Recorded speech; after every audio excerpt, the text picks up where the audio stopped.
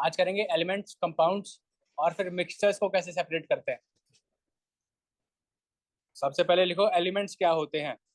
जब मैटर मिलके कोई सिंगल चीज बनाएगा ना, सिंगल चीज जैसे sodium, sodium chloride, sulphur, copper, जब मैटर मिलके ऐसी अलग सी चीज बनाएगा उसे बोलेंगे हम एलिमेंट। सिंगल चीज, इसका कॉम्बिनेशन नहीं, सिंगल। ये होती है on the basis of chemical composition. On the basis of chemical composition यानी उसकी केमिकल नेचर क्या है। सोडियम की अलग नेचर है, क्लोराइड क्लोरीन की अलग नेचर है, सल्फर की अलग होगी, कॉपर की अलग होगी, आयरन की अलग है। On the basis of chemical composition elements अलग अलग तरह से डिवाइडेड हो रखे हैं। एलिमेंट जो टर्म है सबसे पहले यूज की थी रॉबर्ट बॉयल ने। ये पीवाई क्यों आया था कि who coined the term element in 1661। Robert Boyle, इसने तो सिर्फ कॉइन की टर्म। अब जो उसने डेफिनेशन डिफाइन की वो की एंटोनियो, जल्दी। जो डिफाइन किया उसने किया एंटोनी लेवाइजर ने। सुना है लेवाइजर? इसने डिफाइन किया एलिमेंट की डेफिनेशन को। was first to define element as a basic form of matter, यानी ये बेसिक फॉर्म ऑफ मैटर है which cannot be broken down into simpler substances। यानी मैटर को हम इससे आगे तोड़ नहीं सकते। सोडियम सोडियम ही रहेगा, आप उसको चाहे जितना मर्जी तोड़ी जाओ। सल्फर सल्फर ही रहेगा। उसको आगे ऐसा नहीं कि सल्फर के आगे आगे तोड़ दिया और कुछ बन गया हो, ऐसा नहीं रहेगा। उसकी केमिकल कॉम्पोजिशन सेम ही रहेगी। इसे बोलते हैं एलिमेंट्स। दो याद रखने हैं, रॉबर्ट बॉयल और एंटोनी लेवोइजर। अब एलिमेंट्स को आगे दो पार्ट में डिवाइड किया हुआ है। एक होते हैं मेटल्स, एक होते हैं नॉन मेटल्स। अभी सिर्फ इनका एक ओवरव्यू ले लो। जब मेटल नॉन मेटल चैप्टर करेंगे, मेन पढ़ेंगे सारा उसमें। इनकी बस एक प्रॉपर्टी देख लो क्या क्या है। मेटल्स क्या करते हैं? मेटल्स होते हैं लस्ट्रस, यानी वो करते हैं शाइन। इनका कलर होता है सिल्वरी या फिर गोल्डन। और इनकी प्रॉपर्टी है मेन, ये करते हैं कंडक्ट हीट एंड इलेक्ट्रिसिटी। इनमें बिजली पास होगी। Aluminium, silver, copper. और एक इंपॉर्टेंट प्रॉपर्टी है, ये होते हैं डक्टाइल। डक्टाइल यानी हम इनको थिन वायर्स में कन्वर्ट कर सकते हैं। हम इनको क्या कर सकते हैं, इसकी थिन वायर्स बना सकते हैं, पतली पतली तारें बना सकते हैं। ये जो बिजली की तारें होती हैं किसकी होती हैं? कॉपर की होती है ना, एल्यूमिनियम की होती हैं। मतलब उन्हें इस मेटल को थिन वायर में कन्वर्ट कर दिया। इस प्रॉपर्टी को बोलते हैं डक्टिलिटी। अगर कोई मेटल थिन वायर में कन्वर्ट हो जाए उसे बोलेंगे डक्टिलिटी। उस प्रॉपर्टी को बोलेंगे डक्टिलिटी, यानी वो मेटल डक्टाइल है। सेम उसी तरह अगला है मेलेबल। इसका मतलब है किसी मेटल को हम बीट करके शीट्स में कन्वर्ट कर सकते हैं, पतली पतली शीट्स। डक्टाइल तारे हो गया, तारे, शीट्स पतली। हम डाल सकते हैं बट मेनली तारों में डालते हैं। थिन वायर से काउंट करते हैं वैसे। यानी can be beaten into sheets, इसे बोलते हैं मेलेबिलिटी। जो मेटल सबसे ज्यादा इलेक्ट्रिसिटी कंडक्ट करता है ना, वो होता है सिल्वर। बनाने को तो हम सिल्वर की तारें बना सकते हैं, लेकिन वो 2 दिन टिकेंगी, फिर लोग खोल के ले जाएंगे। इसलिए हम तारे बनाते हैं एल्यूमिनियम और कॉपर की। सबसे ज्यादा इलेक्ट्रिसिटी कौन कंडक्ट करता है? सिल्वर, फिर एल्यूमिनियम एंड कॉपर। इसलिए हम एल्यूमिनियम और कॉपर की तारें बनाते हैं, बिजली वाली। देखिए ना वो कॉपर के कलर की तारें, लाइट ब्राउन कलर की।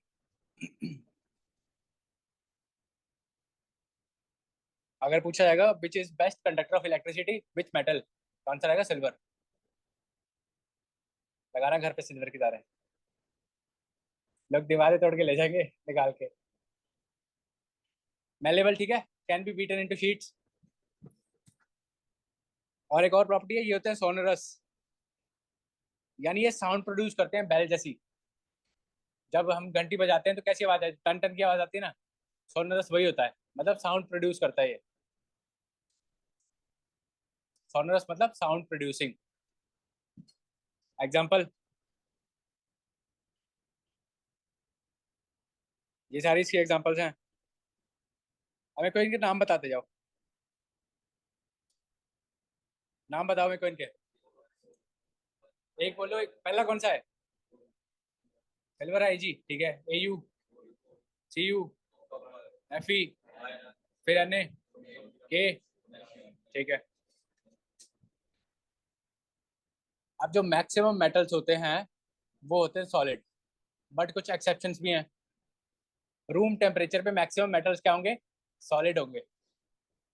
लेकिन जो मरकरी है वो होता है liquid at room temperature. Thermometers के बीच में होती है ना जो पतली सी लाइन जैसी काली काली, वो होता है मरकरी। लिक्विड होता है वो।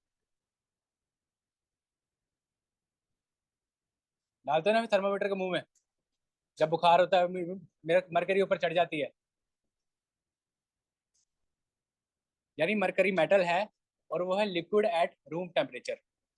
इसी तरह दो और मेटल होते हैं, गैलियम एंड सीजियम। है तो ये सॉलिड है, बट अगर आप इन्हें हाथ पे रखोगे तो पिघल जाएंगे। मतलब रूम टेम्परेचर से थोड़े से ज्यादा टेम्परेचर पे ये पिघल जाते हैं। ये करेंगे मेल्ट एट 303 केल्विन। अब मेरे को 303 केल्विन के सेल्सियस में बताओ कितना होता है। 273 में कितना प्लस करेंगे? 303 आएगा, 30 करेंगे ना तो 30 सेल्सियस हो गया। यानी अगर इन दोनों को अगर आप हाथ पे भी रखोगे तो पिघल जाएंगे। आपके हाथ का टेम्परेचर 37 होगा। Normal body temperature 37 degree Celsius होता है। 37। ये कितना है? 30। ठीक है, ये होगी। मेटल्स हो गए सारे। अब करते हैं नॉन मेटल्स। नॉन मेटल की क्या प्रॉपर्टीज हैं? इनमें होते हैं वैरायटी ऑफ कलर्स। इसमें होते हैं वैरायटी ऑफ कलर्स। मेटल्स में क्या था? सिल्वरी या फिर गोल्डन। इनमें वैरायटी ऑफ कलर्स, अलग अलग तरह के कलर के होंगे। कोई व्हाइट होगा, कोई ग्रीन होगा, कोई ब्लैक होगा। ये होते हैं पुअर कंडक्टर्स ऑफ इलेक्ट्रिसिटी। लेकिन एक एक्सेप्शन है, except graphite. Graphite good conductor of electricity है, even though it is a non metal. ठीक। ये होते हैं नॉन लस्ट्रस, यानी ये शाइन नहीं करेंगे, एक्सेप्ट डायमंड। डायमंड एक नॉन मेटल है। मेटल है नॉन मेटल है? डायमंड नॉन मेटल है ना। नॉन लस्ट्रस है, नॉन सोनरस है, और नॉन मेलेबल है। यानी इनको शीट्स में भी कन्वर्ट नहीं कर सकते। डायमंड को कर दोगे शीट में कन्वर्ट, टूटेगा ही नहीं वो। कौन बोल रहा है ऐसे?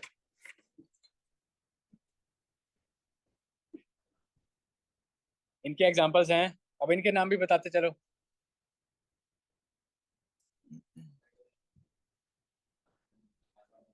Bromine, chlorine. अब ये तो हो गए मेटल्स हैं नॉन मेटल्स। कुछ एक ऐसे एलिमेंट्स होते हैं जिनकी प्रॉपर्टीज दोनों मेटल्स नॉन मेटल्स के बीच में होती है, यानी वो बीच के बंदे हैं। उनका नाम होता है मेटलॉइड्स। मेटलॉइड्स। इलेक्ट्रिसिटी के ज्यादा क्वेश्चन आते हैं, हीट करता है बट इलेक्ट्रिसिटी ही पूछेंगे पेपर में। इलेक्ट्रिसिटी ज्यादा अच्छे से करता है। मेटलॉइड्स यानी जिनकी प्रॉपर्टीज मेटल और नॉन मेटल दोनों के बीच की हैं। ये होते हैं बोरॉन, सिलिकॉन, जर्मेनियम।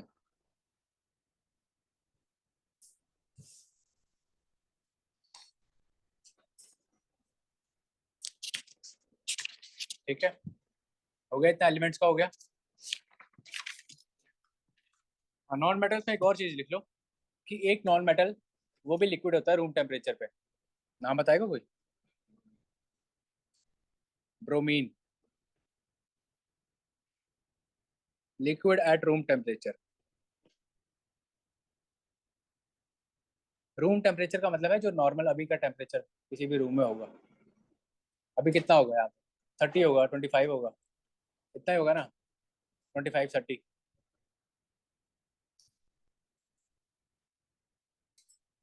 यानी हमें पता चला कि दो एलिमेंट्स होते हैं लिक्विड एट रूम टेम्परेचर, एक मेटल एक नॉन मेटल। यानी mercury and bromine are liquid at room temperature. और कुछ भी एनसीईआरटी में फैक्ट दिए हैं, आप वो भी लिख लो कि 92 एलिमेंट्स होते हैं नेचुरली अकरिंग।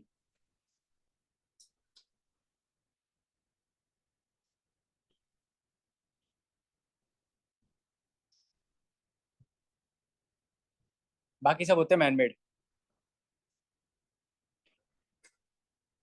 क्या हुआ?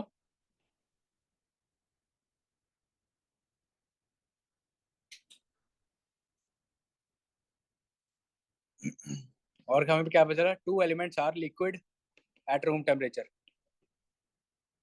याद रखना इसमें एक मेटल है, एक नॉन मेटल है। क्या? क्या हुआ? राइटिंग नहीं समझ आ रही? आ रही है ना? एलिमेंट्स का एग्जांपल लिख लिया हमने, मेटल नॉन मेटल। नेचुरली अर्थ में मिलता है, बाकी जो है वो मैन मेड है। मतलब जो हम अर्थ से एक्सट्रैक्ट कर सकते हैं, naturally agreeing, copper, aluminium, iron वगैरह। मेटलॉइड्स मतलब जिनकी प्रॉपर्टीज ना तो प्रॉपरली मेटल की तरह है ना नॉन मेटल की तरह, मतलब बीच की प्रॉपर्टीज है उनकी। कुछ मेटल्स की प्रॉपर्टीज शो करेंगे, कुछ करेंगे नॉन मेटल्स की। मतलब बीच के हैं, दोनों के बीच लटके हुए हैं।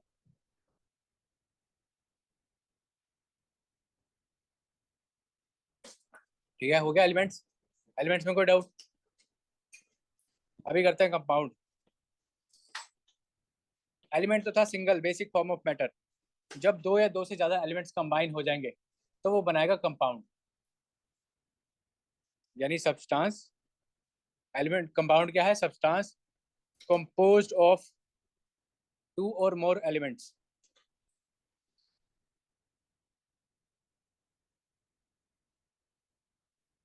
combined in a fixed proportion.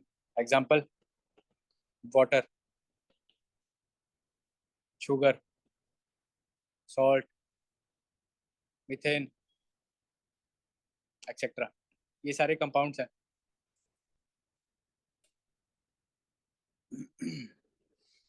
हमें कोई इन चारों का कोई फॉर्मूला बता सकता है? इसका हो गया H2O, शुगर का। ठीक है, इसको बोलते हैं ग्लूकोज। इसका NaCl। और ठीक है, क्या हुआ? CH4। ये है मिथेन। ये सारे हैं कंपाउंड्स। ये सिंगल सिंगल नहीं है ना, इनके पास क्या है? हाइड्रोजन ऑक्सीजन है, कार्बन हाइड्रोजन ऑक्सीजन है। ये सिंगल सिंगल नहीं है, जब एक दूसरे से कंबाइन हुए तभी बने कंपाउंड्स। अब एक क्वेश्चन आता है कि जब हम NaCl को वाटर में मिला देते हैं तो इस सॉल्यूशन को वो कुछ बोलते हैं, हम नाम होता है उसका, उसे क्या बोलते हैं? Very good. यानी ये क्या है? ब्राइन क्या है? एक्वस सॉल्यूशन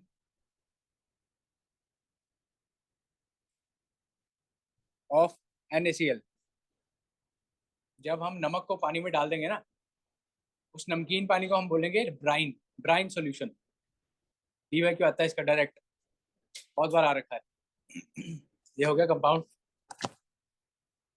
अब हम करते हैं एक difference between compounds and mixtures. क्या क्या डिफरेंस होता है इसमें? अब बनाओ एक फटाफट टेबल। C12H24O11। O11 किसका है? लैक्टोज का, सुक्रोज का?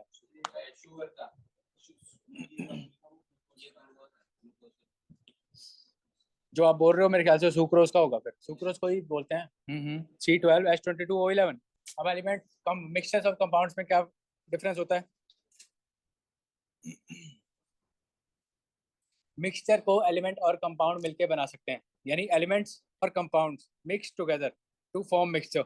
एलिमेंट्स भी कंबाइन होकर मिक्सचर बना सकते हैं और कंपाउंड्स भी। इसमें क्या होता है? सिर्फ एलिमेंट्स मिक्स होते हैं, elements react to form compounds, और इसमें क्या बनता है? न्यू कंपाउंड बनता है। New compound is formed. Sodium में हम क्लोराइड मिलाएंगे तो बनेगा NaCl, नया कंपाउंड बन जाएगा सॉल्ट। इसमें क्या होगा? इसमें कोई कंपाउंड नहीं बनेगा, no new compound is formed. Elements react to form compounds. Mixture में कोई न्यू कंपाउंड नहीं बना, कंपाउंड से बनेगा न्यू कंपाउंड। इसकी क्या होती है? वेरिएबल कॉम्पोजिशन होती है। इट हैज वेरिएबल कॉम्पोजिशन, यानी कॉम्पोजिशन ऊपर नीचे हो सकती है, नॉन यूनिफॉर्म हो सकती है। इसमें क्या है? Composition is always fixed. H2O है, H2O में दो ही हाइड्रोजन एटम्स होंगे, चार नहीं हो जाएंगे। इसमें क्या होता है? Shows properties of constituent substances, यानी जिन सब्सटेंसेस से ये बना है उनकी प्रॉपर्टीज शो करेगा। मिक्सचर, कंपाउंड ऐसा कुछ नहीं करता। सोडियम की प्रॉपर्टीज अलग है, क्लोराइड की अलग है, मिक्स हो जाएंगे तो प्रॉपर्टीज बिल्कुल नई हो जाएंगी। अब मिक्सचर्स क्या होते हैं? मिक्सचर को हम फिजिकल मेथड से भी सेपरेट कर सकते हैं, सभी को नहीं, कुछ एक को। जैसे सस्पेंशन हो गया, सस्पेंशन को क्या था, फिल्ट्रेशन कर सकते हैं ना हम, can be separated by physical methods, but not all mixtures, याद रखना। इसमें क्या होगा, can only be separated by chemical methods, chemical और इलेक्ट्रोकेमिकल रिएक्शंस। इलेक्ट्रोकेमिकल में हम कैथोड एनोड का यूज करते हैं, देखिए ना, डायग्राम्स बनी होती हैं, बीकर में एक साइड कैथोड एक साइड एनोड। एनोड में कौन सा चार्ज होता है? एनाइन क्या होते हैं? एनाइन नेगेटिव है, एनोड इसलिए नेगेटिव होगा। ये होगी इनकी डिफरेंस। एग्जांपल लिख लो, मिक्सचर की एग्जांपल क्या होगी? ब्राइन, ब्राइन मैंने बता दिया क्या होती है। इसकी क्या होगी? NaCl अकेला, शुगर, H2O। अब दो गैसेज हैं, एनसीईआरटी में दो गैसेज दे रखी हैं, उसके सॉल्ट के पार्टिकल ज्यादा बड़े होंगे तो इवेपोरेशन से हो जाएगा, होगा नहीं? इवेपोरेशन फिजिकल मेथड है ना, इवेपोरेशन होगा, वेपर्स ऊपर जाएंगे, उनको कंडेंस करके दबा लो, वाटर बना ले। अभी एनसीईआरटी में ना दो गैसेज दी हैं, उनकी प्रॉपर्टीज, अगर बाई चांस क्वेश्चन आ जाए, आपको दी होगी प्रॉपर्टीज की, ऐसे ऐसे गैस है, वो ऑर्डरलेस है, कलरलेस है, कौन सी गैस है? तो आप दो लिख लो। एक होती है हाइड्रोजन, हाइड्रोजन होती है कलरलेस, ऑर्डरलेस, ऑर्डरलेस यानी उसकी कोई स्मेल नहीं होती, एंड कंबस्टिबल यानी आग पकड़ लेती है फटाफट। दूसरी है हाइड्रोजन सल्फाइड,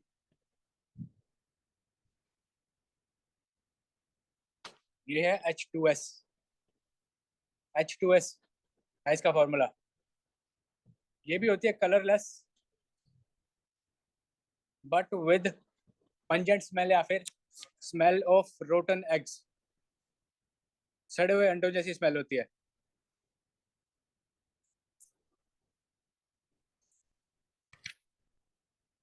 ये एनसीईआरटी में एक्सपेरिमेंट थे, कई बार पूछ लिए जाते हैं वो, कैसे कैसे गैस की प्रॉपर्टीज हैं, कौन सी गैस है ये? कार्बन डाइऑक्साइड, हाइड्रोजन होती है। अच्छा, कार्बन डाइऑक्साइड बनाती है मिल्की, तो कंबस्टिबल है इसलिए पॉप साउंड आती है।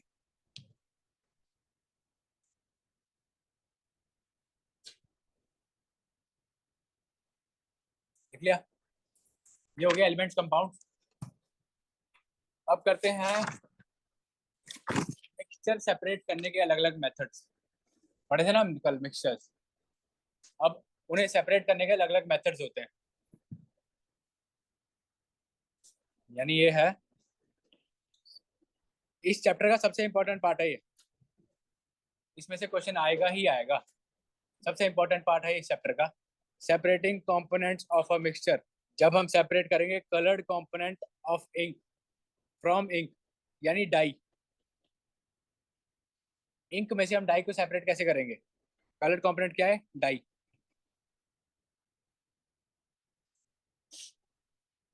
इंक क्या होती है? Die plus water.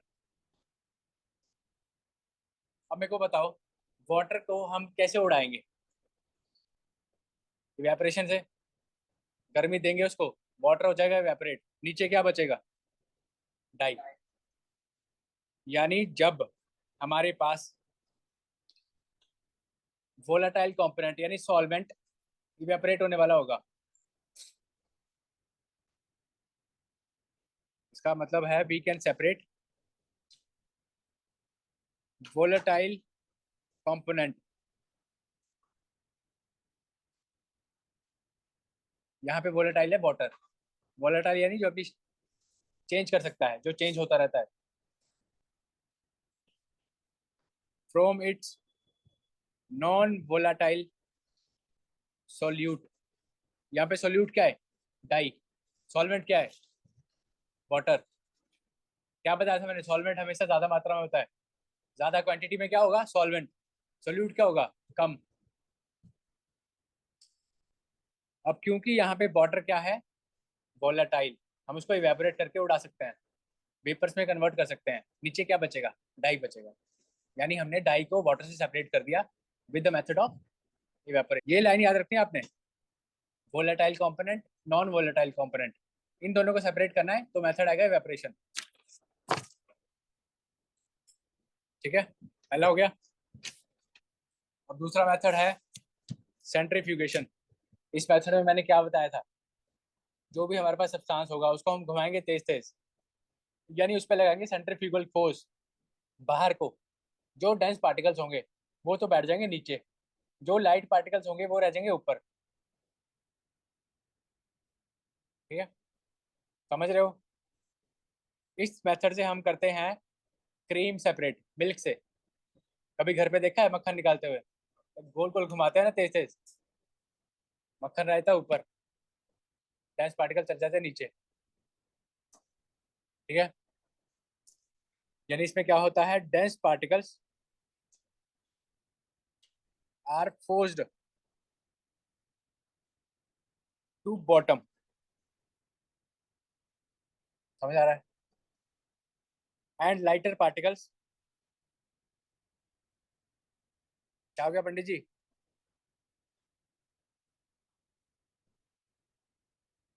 Lighter particles stay at top. कोई डाउट है? Lighter particles stay at top when spun rapidly. हमारी वॉशिंग मशीन भी इसी प्रोसेस पे काम करती है, इसी फिनोमिना पे। ड्रायर होते हैं ना वॉशिंग मशीन्स के, उनमें जब हम कपड़े डालते हैं, कपड़े क्या होते हैं, डेंस होते हैं, कपड़े चल जाते हैं नीचे, जो उनके अंदर पानी होता है वो बाहर निकल जाता है क्योंकि वो लाइट होता है, इसलिए कपड़े सूख जाते हैं।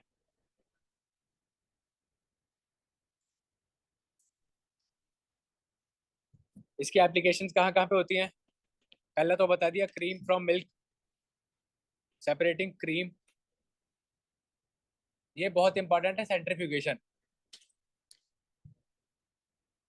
ब्लड टेस्ट के लिए होता है, यूरिन टेस्ट के लिए होता है।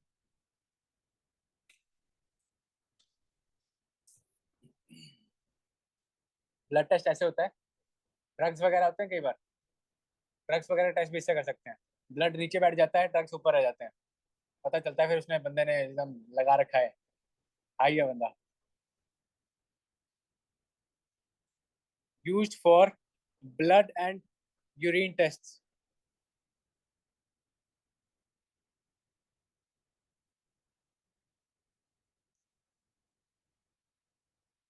और यूज्ड इन वॉशिंग मशीन्स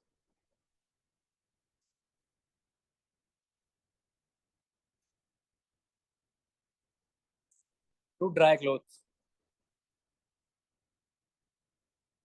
ये तीन एप्लीकेशन है, इंपॉर्टेंट है, याद रखनी है। ठीक है, अगर आप पूछा जाएगा कि हम क्रीम को जब सेपरेट करेंगे मिल्क से, कौन सा फिनोमिना है? सेंट्रीफ्यूगेशन।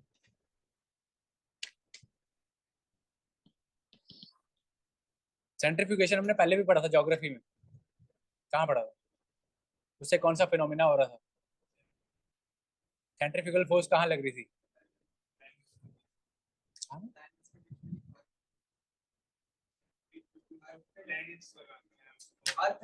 सेंट्रीपिटल लगाते हैं वो, सेंट्रीपिटल लगाते हैं अपने ऑर्बिट मेंटेन रखने के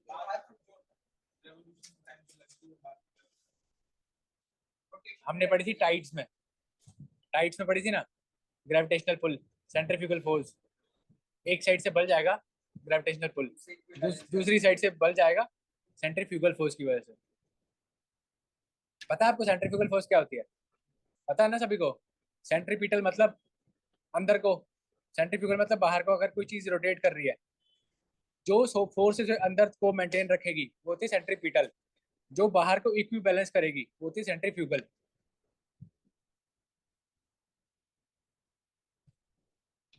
दो हो गए, सेंट्रीफ्यूगेशन हो गया। अब तीसरा है mixture of to immiscible liquids. Immiscible मतलब जो मिक्स ना हो सके। For example oil and water, पानी और तेल मिक्स होता है? कर सकते हो? है कोई ऐसा महारथी जो कर देगा पानी और तेल को मिक्स? नहीं होगा ना। तो वो है दो इमिसिबल लिक्विड्स। इमिसिबल मतलब जो मिक्स ना हो सके। इसमें क्या होता है, इसमें जो लिक्विड्स हैं वो खुद ब खुद लेयर्स में आ जाते हैं। जो डेंसर लेयर होगी, यानी हमारे पास वाटर और ऑयल है, वाटर क्या है, डेंस है, वो चला जाएगा नीचे।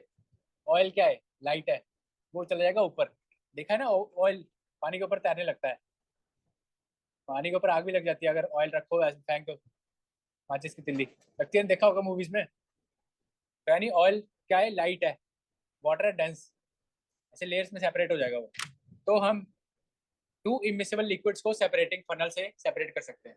सेपरेटिंग फनल ऐसी जैसी होती है,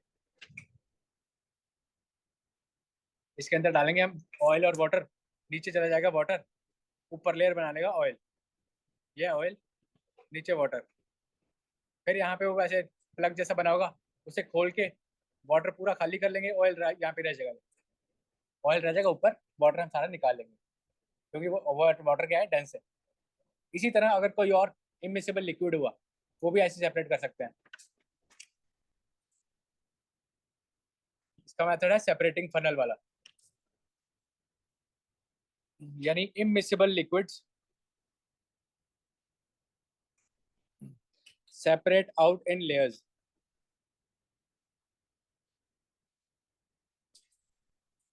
डिपेंडिंग ऑन डेंसिटीज। ये मेन पॉइंट है, डिपेंडिंग ऑन डेंसिटीज। किसी चीज की लेयरिंग तभी होगी जब उसके घनत्व में डिफरेंस होगा। घनत्व यानी डेंसिटी। एटमॉस्फेयर में मैंने क्या बताया था, ट्रोपोस्फेयर सबसे डेंस है ना, इसीलिए वो सबसे नीचे है। इसी तरह ऊपर जाएंगे तो डेंसिटी कम होती जाएगी। वाटर में भी ऐसे होता है, जो सबसे डेंस लेयर होगी वो सबसे नीचे चली जाएगी।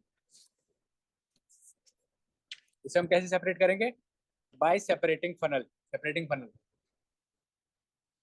Example, mixture of oil and water,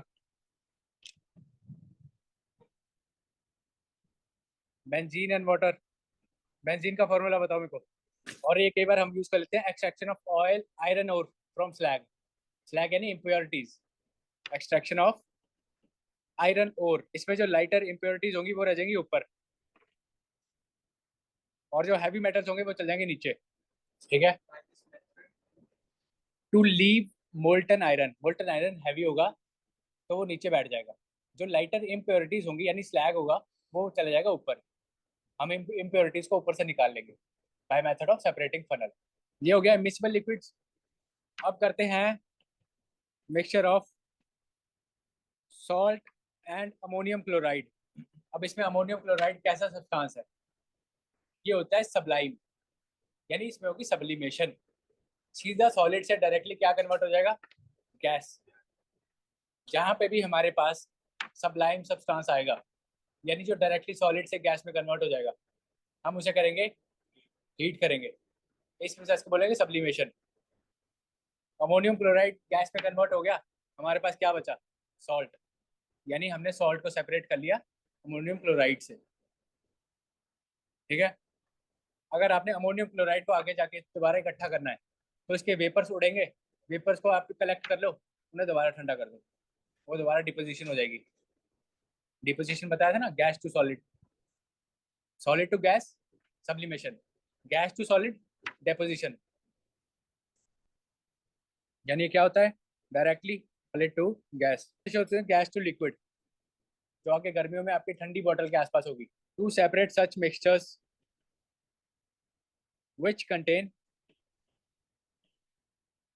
sublimable sublimable volatile component from non sublimable impurity. और मैंने जब सब्लिमेशन पढ़ाई थी, तो मैंने और बहुत एग्जांपल्स बताई थी, कौन कौन से सब्सटेंसेस डायरेक्टली गैस में कन्वर्ट हो जाते हैं। एक तो हो गया अमोनियम क्लोराइड। अमोनियम क्लोराइड का फॉर्मूला बताओ मेरे को। 2Cl 4Cl।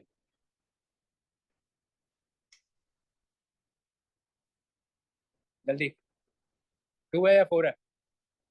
और था कैम्फर, यानी कपूर, नैप्थलीन, 4Cl है ना।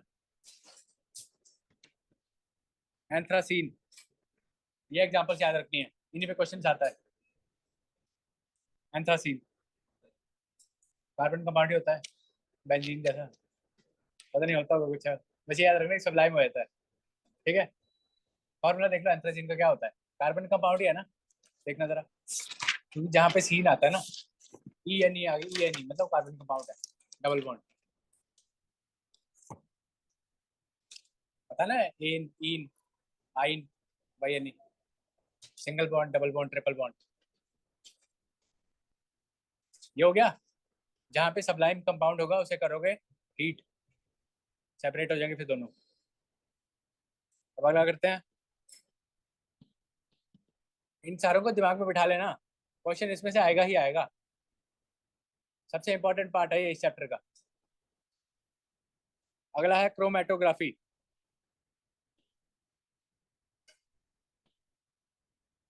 यहाँ पे जो क्रोमा वर्ड है ना, क्रोमा, इसका मतलब होता है कलर, ग्रीक में कलर, क्रोमा का मतलब, इसलिए हम इसे यूज करते हैं सेपरेशन ऑफ डाइज में, अलग अलग कलर को सेपरेट करने में, separation of dyes used in black ink. जो पिछला पढ़ा था वो था डाई इन वाटर, यहाँ पे डाई के अलग अलग कलर को सेपरेट कर देंगे, मतलब हम डाई के बीच में घुस गए, यूजिंग क्रोमेटोग्राफी। अब डाई क्या होता है, dye is usually a mixture of, अब कलर्स में भी ना अलग अलग वैरायटी होती है, कुछ कलर्स होते हैं ज्यादा सॉल्युबल, कुछ होते हैं कम सॉल्युबल।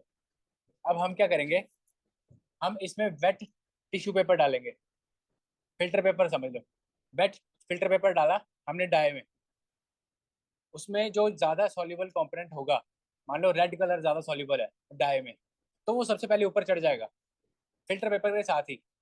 ऐसा बीकर है, इसमें डाई वगैरह है, ऐसे डाला फिल्टर पेपर,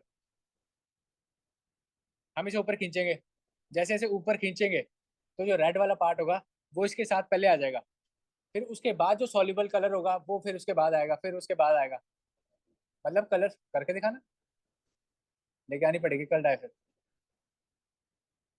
वैसे करके क्या दिखाया यार,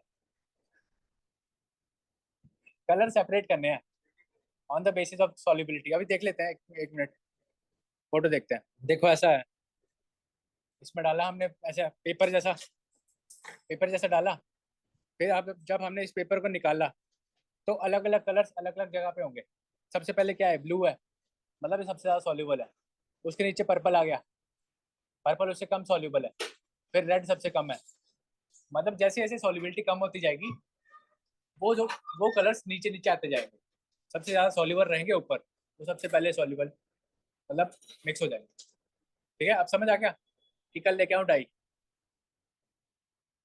ले आएंगे, जितनी बची उतनी बालों पे लगा देंगे। ठीक है, क्रोमा का मतलब ही कलर है, यानी कलर सेपरेट करने हैं, ये यूजिंग फिल्टर पेपर होता है मैक्सिमम। इसमें क्या है, coloured component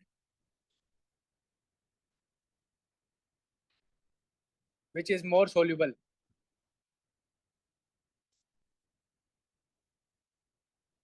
rises up faster and colors get separated। ये कब हम यूज करते हैं, यूज्ड फॉर सेपरेशन ऑफ दो solutes which dissolve in same solvent, solvent यानी वाटर में अगर अलग अलग सोल्यूट्स होंगे ना, तो हम उनको क्रोमेटोग्राफी से भी कर सकते हैं सेपरेट, अगर उसमें कलर वाला कंपोनेंट हुआ तो। एप्लीकेशन लिख लो इसकी, एक तो हो गया कलर्स इन डाई, दूसरा पिगमेंट फ्रॉम नेचुरल कलर्स, पंडित जी को डाउट तो नहीं है, ड्रग्स फ्रॉम ब्लड, ड्रग्स भी हम सेपरेट कर सकते हैं, फिल्टर पेपर डालेंगे ब्लड में तो ड्रग ऐसे ऐसे साथ आ जाएंगे ऊपर को, पता चल जाएगा बंदे ने क्या चिट्टा लगाया है या फिर दूसरा इंजेक्शन लगाया, कोकेन लगाया, क्या लगाया है, मतलब वैसे बोल रहा हूँ मैं, मेथड तो कोई और होता है ना।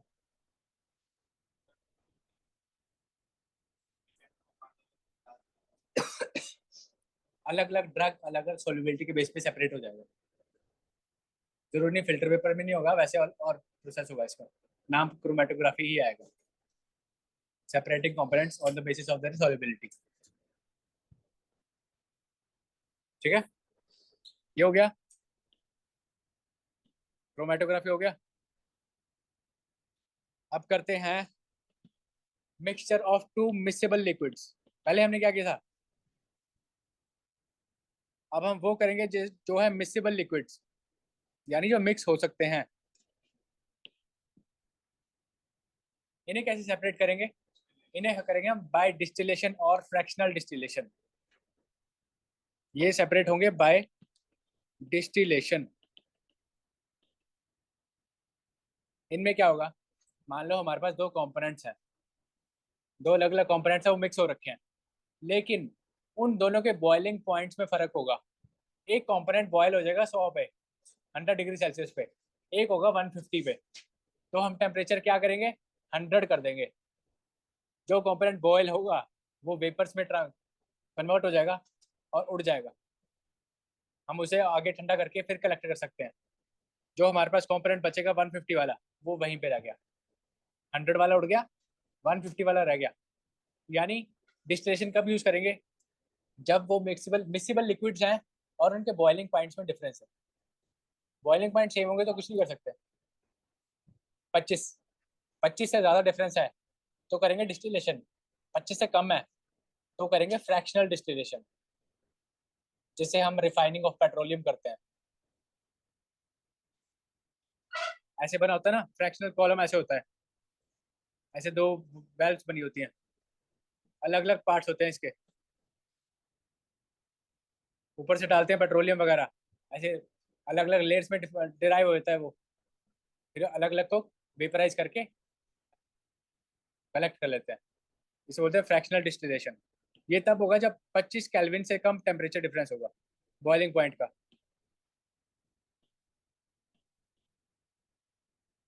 यानी separating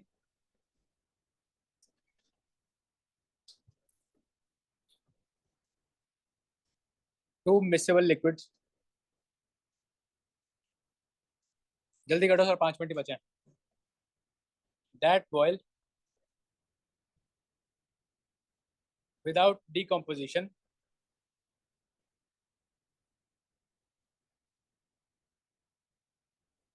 and have sufficient difference in boiling points। ये इसका मेन पॉइंट है, sufficient difference in their boiling points।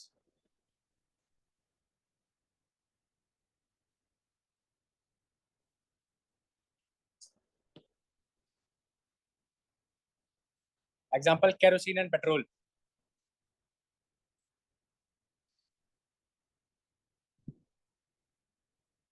ये तभी होगा जब डिफरेंस होगा ज्यादा, more than 25 kelvin. If less than 25 kelvin, then fractional distillation is used.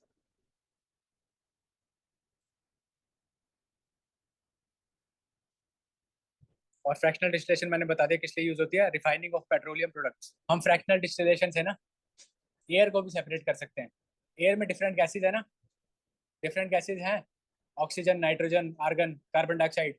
इनके बॉइलिंग पॉइंट्स होते हैं डिफरेंट होते हैं। तो इनको भी हम फ्रैक्शनल कॉलम में डाल के सेपरेट कर सकते हैं। कैसे होगा, एयर आ गई, एयर को हम करेंगे कंप्रेस, यानी इसे दबा देंगे। इसका मतलब क्या हुआ, प्रेशर हमने बढ़ा दिया, टेम्परेचर हमने डिक्रीज कर दिया, यानी उसे ठंडा कर दिया, प्रेशर बढ़ा दिया। अब वो हो जाएगी कन्वर्ट लिक्विड में। बताया था मैंने, जब प्रेशर इंक्रीज करेंगे, टेम्परेचर डिक्रीज करेंगे तो क्या होगा, गैस लिक्विड में कन्वर्ट हो जाएगी, क्योंकि उसके पार्टिकल्स एकदम पास में आ गए हैं। हमने कंप्रेस किया ना, गैस के पार्टिकल दूर दूर होते हैं, कंप्रेस करेंगे, गैस के पार्टिकल्स आगे पास पास, कम स्पेस बची। ऊपर से हमने टेम्परेचर कम कर दिया, यानी वो क्या होगी, कंडेंस होगी। अब क्या होगा, लिक्विड एयर होगी। लिक्विड एयर को हम करेंगे फ्रैक्शनल डिस्टिलेशन से। अब एक फैक्ट है, ये लिख लो, तीन गैसेज है, तीन, ऑक्सीजन, आर्गन एंड नाइट्रोजन। इनके लिख लो बॉइलिंग पॉइंट और इनकी परसेंटेज, वो तो पता ही होगी आपको। एयर में कितनी परसेंटेज है? इसका बॉइलिंग पॉइंट है -183 डिग्री सेल्सियस, इसका 186, इसका 196, इसकी परसेंटेज है 20.9, यानी 21 मान लेते हैं। इसकी 0.9, इसकी 78.1,